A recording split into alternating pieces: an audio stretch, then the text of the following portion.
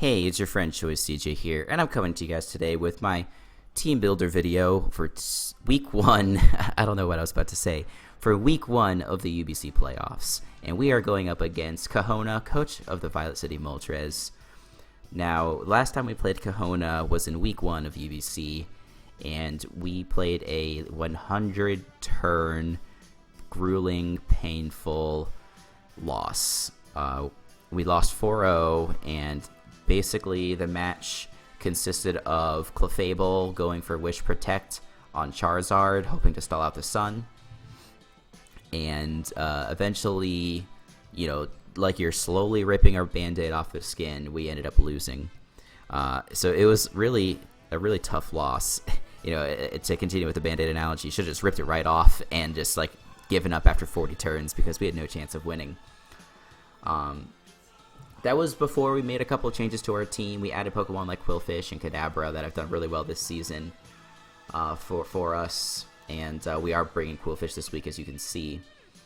And I think we the first time we didn't have answers for Charizard and Darmanitan. I think we're a little bit better equipped this time. And then we're also, I think, just packing some better offensive sets to deal with Kohona's team. Last time we brought a Swords Dance, Roselli Berry, Pangoro. That didn't really do all that well.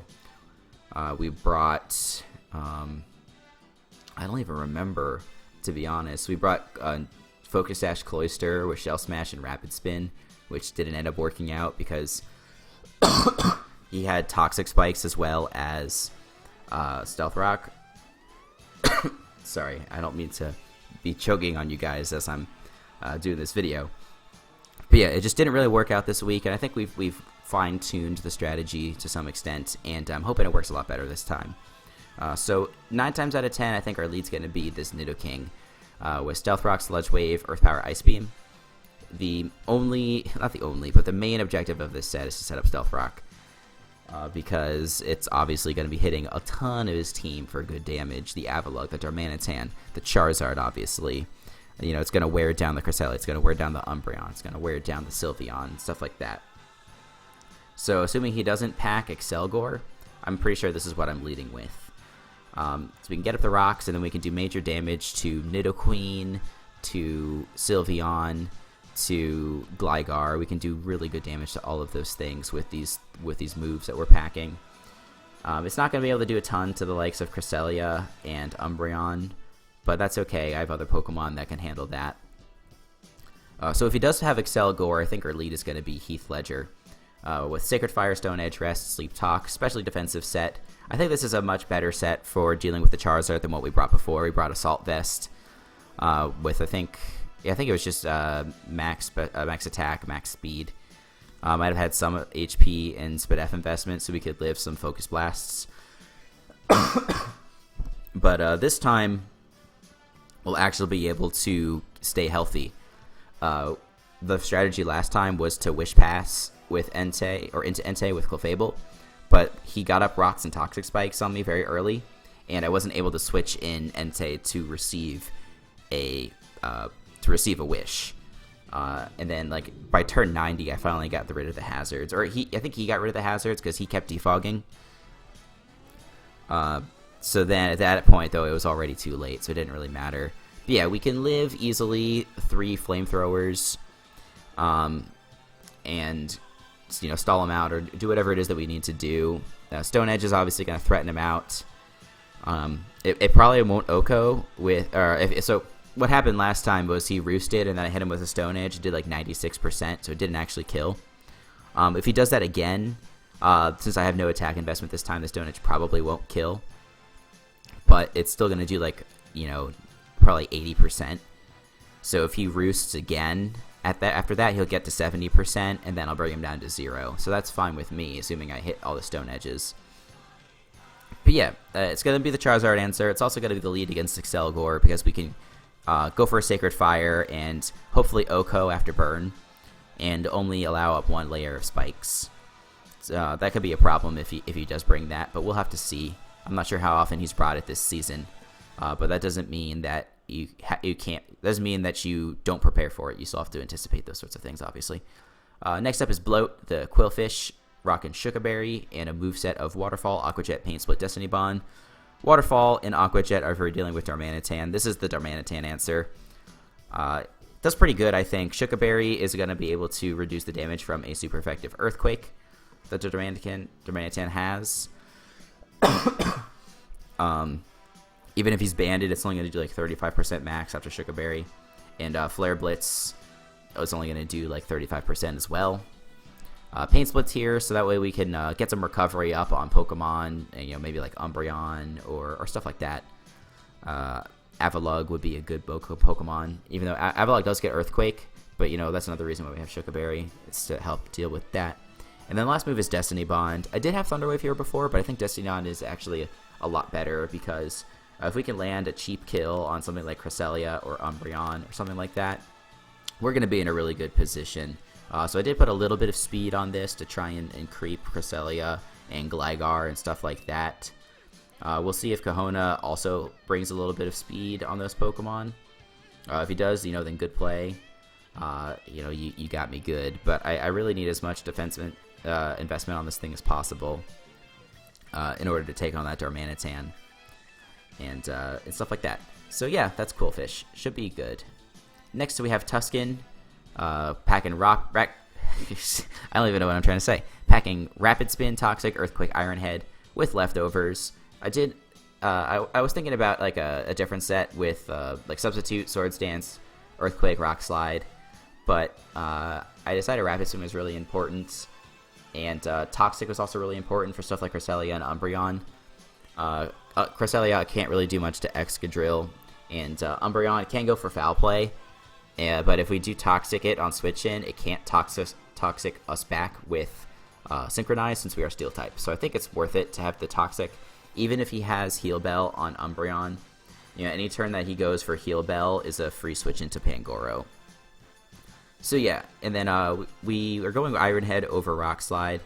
Rock Slide is really only going to be useful for Charizard, but it's not like we are going to be staying in on a Charizard with our Excadrill, and he's not going to be switching in Charizard to my Excadrill.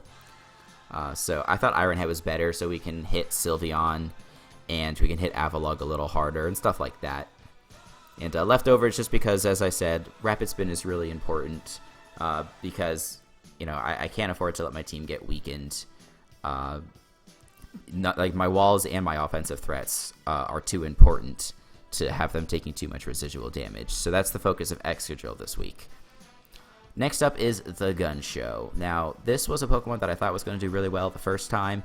It got poisoned from Toxic Spikes really early and just wasn't able to put in the work. I'm hoping to avoid that situation this time. And we're also packing just a 4 attacks Pangoro, whereas last time we brought we brought Swords Dance. So Superpower is for Umbreon, obviously. Does like 94% minimum to a bold Umbreon. So it's going to kill after Stealth Rock and even a turn of leftover recovery. Knockoff for Cresselia, and just, it's a good move in general. Ice Punch for Gligar, Gunk Shot for Sylveon. So I think we're going to be looking good with this Pangoro. I'm a little worried about its longevity with Life Orb, because he can kind of just pivot around this Pangoro a little bit and wear me down that way. But the thing is that if he switches out Umbreon into like Gligar to take a superpower, I'll just go for Ice Punch and take it out. So there's only so much switching around that he can do, and if I have hazards up, it's just going to punish him even further. So Pangoro is going to be really important. And then last but not least, we have Tomahawk, Mega Sceptile with Dragon Pulse, Iron Tail, Rock Slide, Hidden Power, Ice. If we can get rid of Sylveon or just weaken it, this should do really good damage with Dragon Pulse. We're rocking a mild nature this week, so it's a special attack boosting, so we have a nasty 427 special attack stat. If we can get the Sylveon down to like 50%, we should be able to kill it with Iron Tail, even if it's bold. Rock Slide is for Charizard, and Hidden Power Ice is for Gligar. Obviously, this isn't going to be wall breaking, even though it does have that nice special attack stat. But if we can just whittle his team down, and he's not bringing something like Scarf Darmanitan or Scarf Latios, Scarf Heliolisk, stuff like that, we should win with Sceptile. We have to be really, really careful about the Scarfer, but otherwise, this is probably the win condition.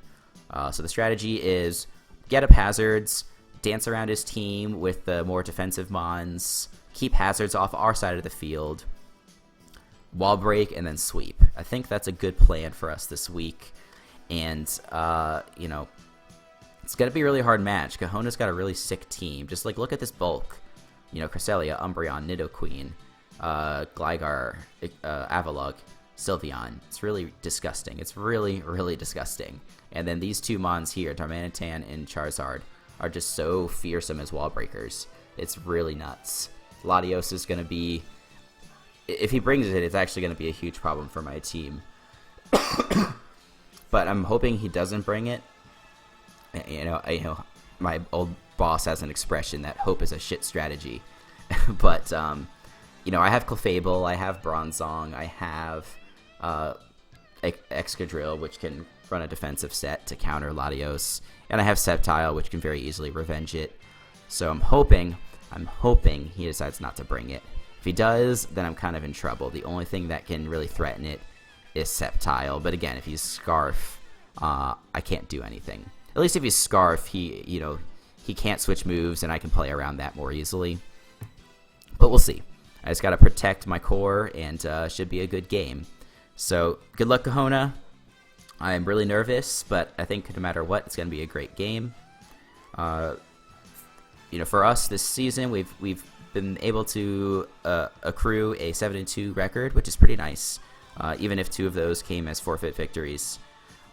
So I'm really proud of how we performed. If we go out here, you know, I'll be content with that. I'm not going to be upset. But at the same time, if we're here, I'm hoping that we win, because I want to keep on going. And if we do win, we face Jack next week, which is going to be another nice opportunity for some revenge.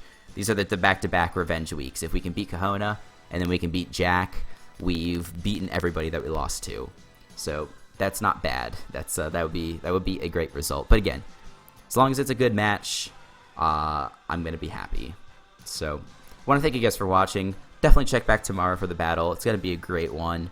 And check back to the channel for other Pokemon content. And until the next time, I will see you guys later.